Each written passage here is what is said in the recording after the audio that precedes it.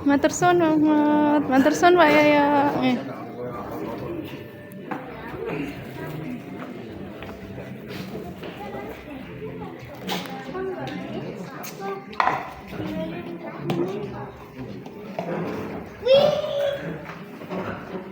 Jadi kita lanjutkan lagi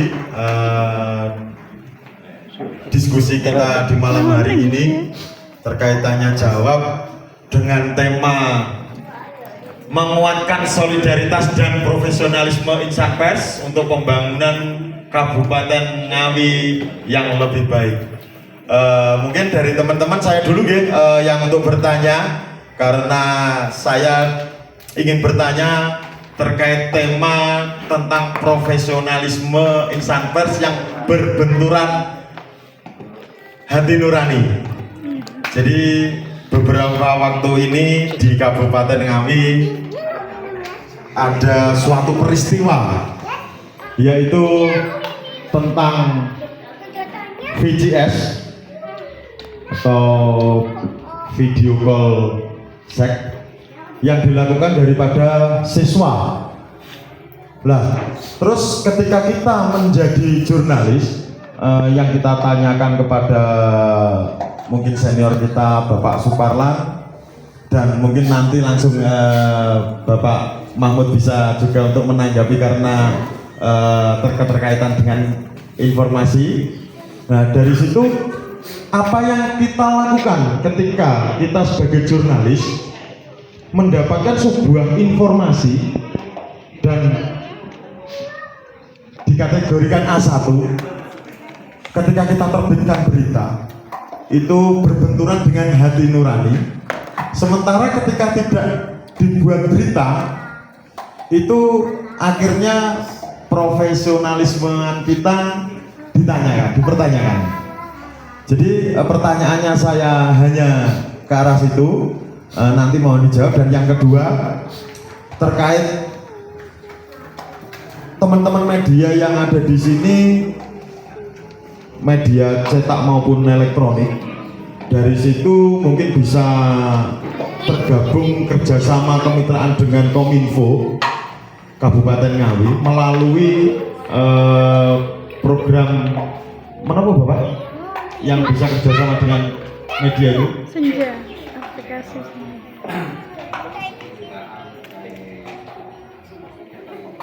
Iya. Itu gini yang saya pertanyakan nanti itu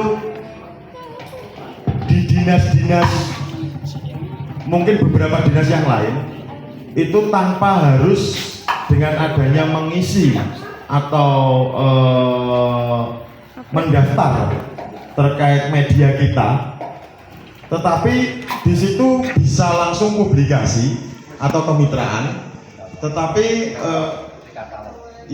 tetapi ketika di Kominfo itu mewajibkan e-katalog.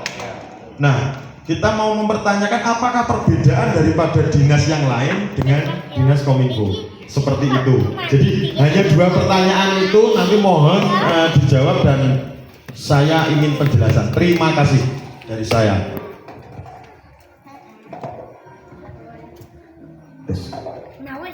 Tadi pertanyaan kepada Ketua Umum Asosiasi Jurnalis Ngawi itu Mas Heru ya. Untuk saya sebagai Ketua Umum wadah dari Asosiasi Jurnalis Ngawi, karena kita adalah penyambung lidah, penyambung berita, entah dari pemerintahan atau narasumber dari masyarakat. Profesionalisme kita adalah karena kita sudah dilindungi undang-undang. Jenengan memberitakan, contoh saja, kalau yang jadi kepala dinas Kominfo adalah kakak atau adik panjenengan, contoh gitu aja, perasaan jenengan pasti rikuh perkiwuh, kan gitu kan, arahnya kan ke situ. Tadi pemberitaan tadi pada berita yang disuguhkan anak sekolah yang pornografi, perasaan panjenengan bagaimana saya menyikapi itu? Kalau saya menjawab jenengan profesionalisme monggo, hati nurani panjenengan berbenturan, saran saya sebagai ketua asosiasi jurnalis Ngawi, lebih baiknya jenengan kalau di dinas pendidikan yang lebih abdul dan menghargai kepala dinas pendidikan, dengan lebih baik minta narasumber dari Bapak Kepala Dinas Pendidikan atau Kepala Sekolah yang bersangkutan, supaya jenengan memberitakan nanti hati panjenengan dengan pemberitaan dengan Bapak Kepala Dinas atau Pak Kepala Sekolah itu nanti jalan solusinya bagaimana. Karena jenengan kalau memberitakan anak itu adalah masih punya cita-cita perjuangan untuk penerus bangsa, tidak tahu sekarang jelek, tapi kalau besoknya itu lebih bagus dari kita tidak tahu. Karena manusia adalah pasti banyak cobaan. Saya sebagai ketua umum, sebelum, karena itu urgent, sebelum jenengan memberitakan, lebih baik jenengan minta koordinasi dengan kepala dinas dan kepala sekolah, minta narasumber bagaimana Bapak Kepala Dinas dan bagaimana Bapak Kepala Sekolah untuk menyikapi ini. Jawabannya beliaunya nanti bagaimana, jenengan mau memberitakan itu hak panjenengan. Saya sebagai ketua umum bertanggung jawab, tapi yang lebih baiknya jenengan adalah kula nuwun koordinasi dengan Bapak Kepala Dinas dan minta narasumber menanggapi seperti itu bagaimana, kepala sekolah bagaimana, dan pembimbing dari sekolahan bagaimana. Itu jawaban dari saya. Tapi saya mohon untuk dari Bapak Kadin Kominfo yang lebih senior di Kominfo, saya kira Bapak Kadin.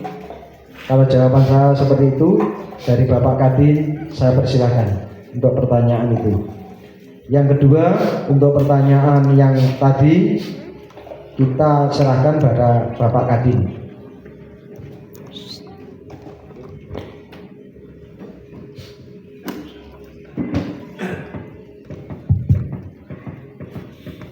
Bismillahirrahmanirrahim. Assalamualaikum warahmatullahi wabarakatuh. Waalaikumsalam warahmatullahi wabarakatuh.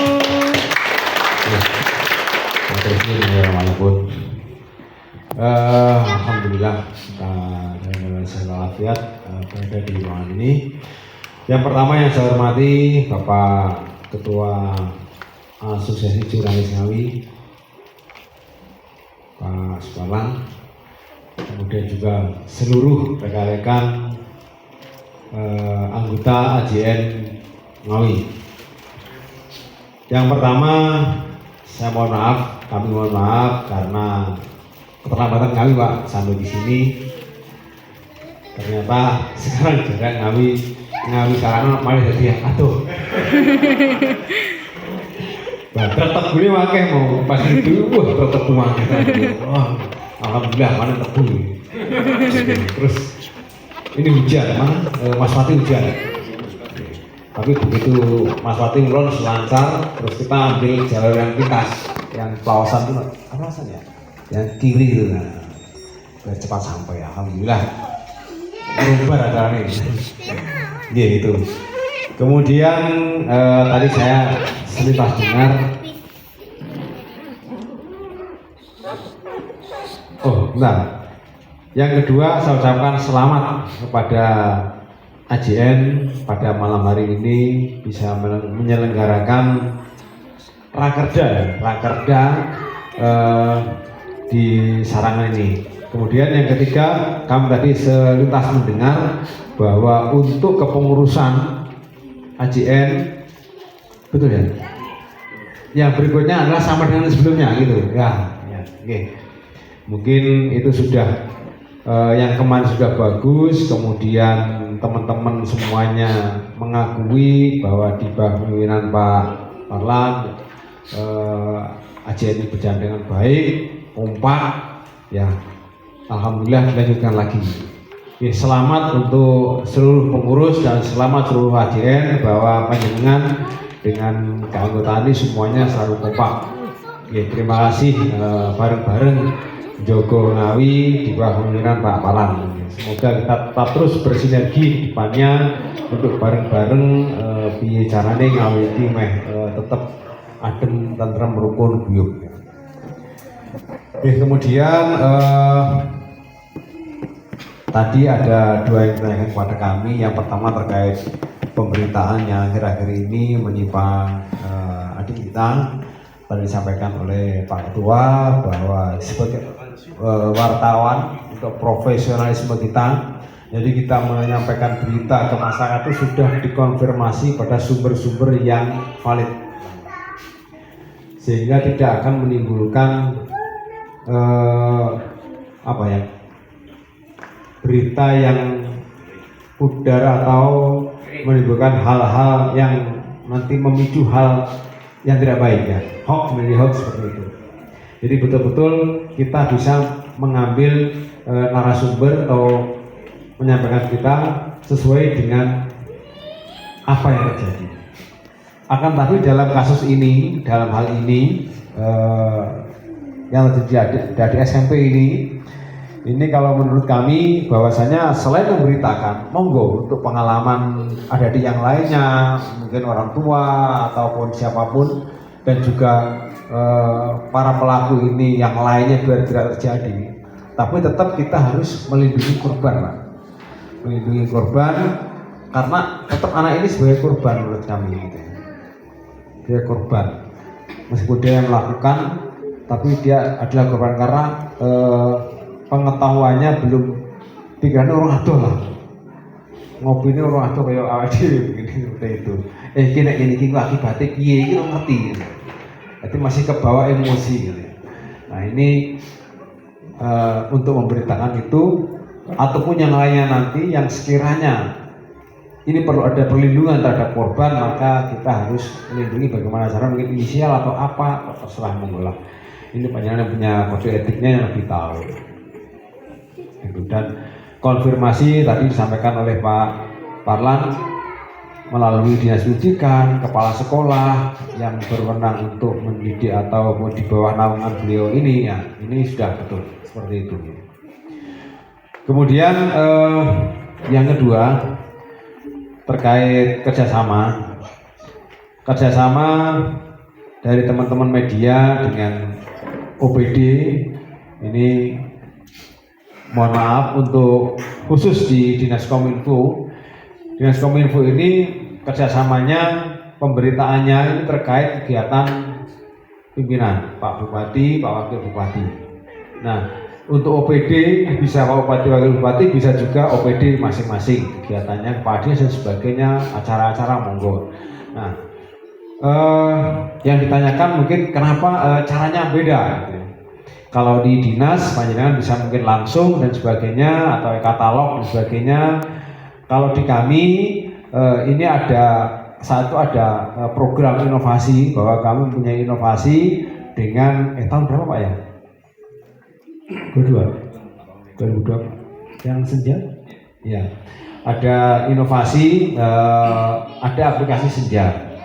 Jadi teman-teman media yang bekerjasama dengan melalui Dinas Kominfo ini, teman-teman harus masuk dulu data-datanya di dalam aplikasi senja. Ini sebagai filter kami, sehingga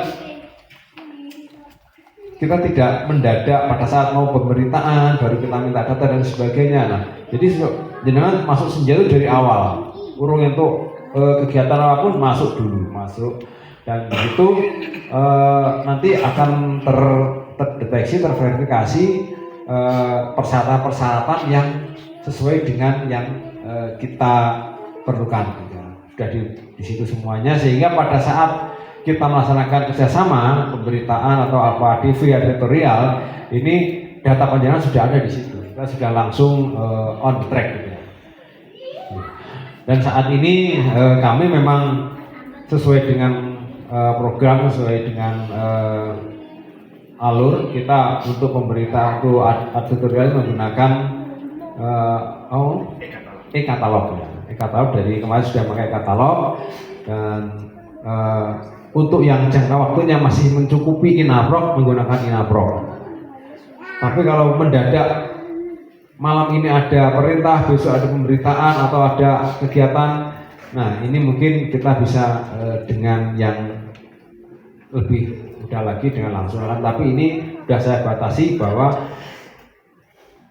untuk kegiatan atau editorial yang masih ada waktu untuk bisa Inaprok, karena kita diarahkan menggunakan Inaprok, kita gunakan Inaprok seperti itu.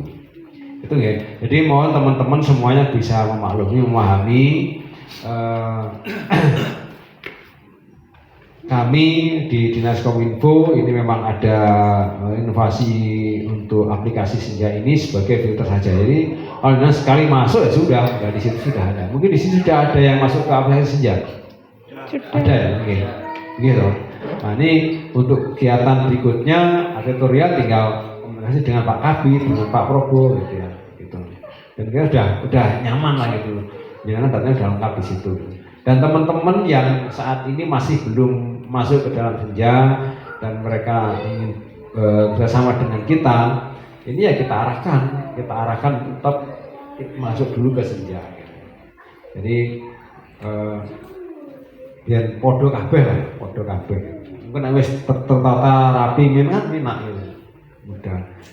Untuk OPD lain tergantung pada kebijakan pimpinan masing-masing, dan itu memang bisa tanpa melalui Senja bisa. Senja itu memang inovasinya di Dinas Kominfo dan sudah mendapatkan izin dari pimpinan semua. Itu sementara jawaban kami. Kalau misalnya belum pas, monggo nanti bisa ngobrol-ngobrol dengan Pak Yoyo atau kami, atau mungkin Pak Yoyo ada tambahan Pak. Sementara cukup, sementara cukup itu. Monggo saya kembalikan Pak Lu. Ya, terima kasih atas penjelasannya Bapak Mahmud.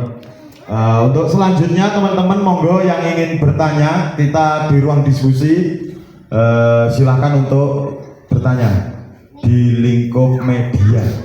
Monggo. Oke.